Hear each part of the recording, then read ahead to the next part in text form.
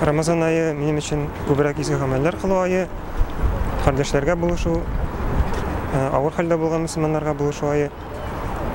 Бу айда мөселманнар пассивлык күрсәтергә, күләгәдә генә ятарга тиеш түгел инде, шул күбрәк изге гамәлләр эшләргә кирәк. Монда мөселман булмаган кешеләргә әзрәк аңлатып бирдек Рамазанның нәрсә икәнен. Минем өчен Рамадан ул бер ни инде, мөмкинчелек үземнең эшләгән әйберләрне яхшыртырга инде, башка кешеләргә булышырга, күбрәк тә мөселманнарга булышырга. Мәсәлән, хәзер бу елларда, соңгы елларда күп кенә җирдә, күп кенә урыннарда мөселманнарны кыерсыталар.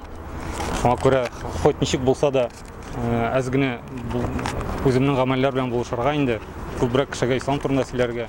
Үзенең изге якын туганнарын чакырып, матур-матур давыннар кылып инде, изге дугалар укып, рәхәтләнеп, җаннарга, тәннәргә тынычлык алабыз.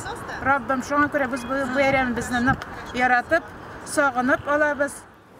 Умение прощать, уступить, помочь друг другу, подать вовремя руку помощи, сказать ободряющее слово, должны уметь каждый верующий человек должен уметь. И вот это мучит как раз наши иконы. Казан Кремле территориясендә Рамазан изге гамәлләр ае акциясе кысаларында икенче чарабызны оештырабыз. Күргәнегезчә, килгән кунакларга туш тамгалары, ул туш тамгаларына Рамазан изге гамәлләр ае дип язылган таратабыз. Шулай ук буклетлар, Рамазан аеның фазиләтләре, Рамазан аенда кылына торган дугалар, сәхәр вакытлары язылган буклетлар таратабыз.